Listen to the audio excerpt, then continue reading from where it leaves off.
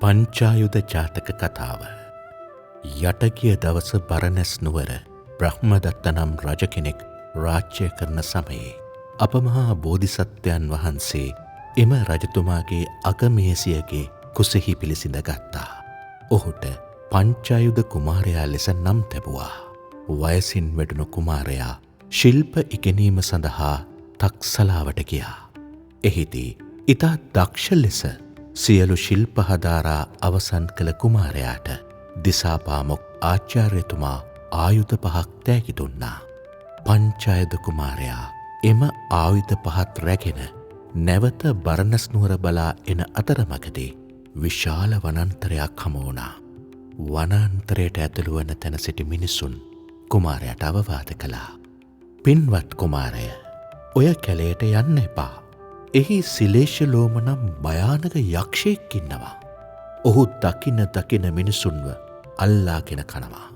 එහෙත් සිංහයෙකු මෙන් නිර්භීත වූ පංචායුධ කුමාරයා නොබියව කැලයට ඇතුළු වුණා.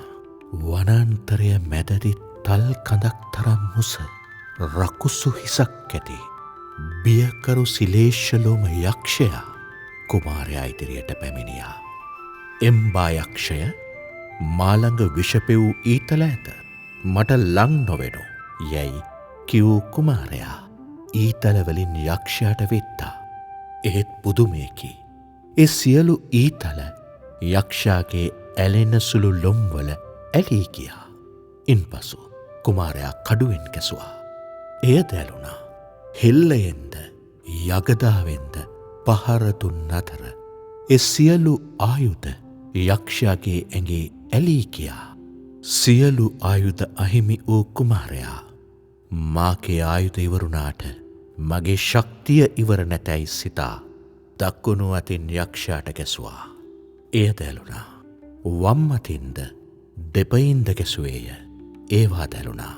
අවසානයේ හිසින් පහරදුන් අතර හිසද යක්ෂයාගේ ලොම් අතර ඇලී ගියා.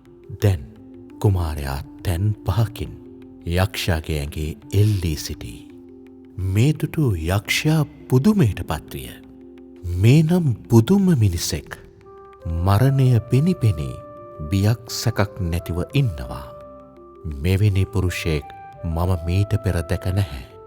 එම්බා පුරුෂය, නුඹ මරණයට බිය නොවන්නේ මන්ද?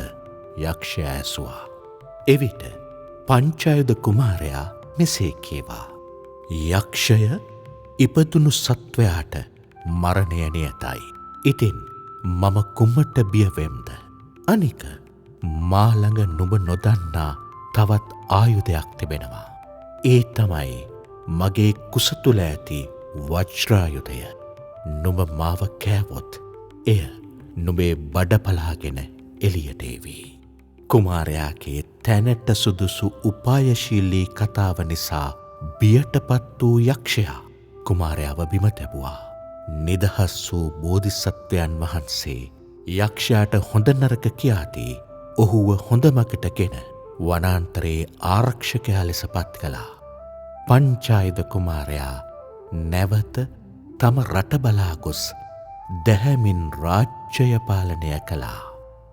තමන් සතු සියල්ල අහිමි වෙද්දී පවා බියෙන් තොරව නුවණින් විමසා කටයුතු කරන්නා ජීවිතය ජය ගන්නා බව මෙම කතාවෙන් අප වෙත දෙන පණිවුඩයයි.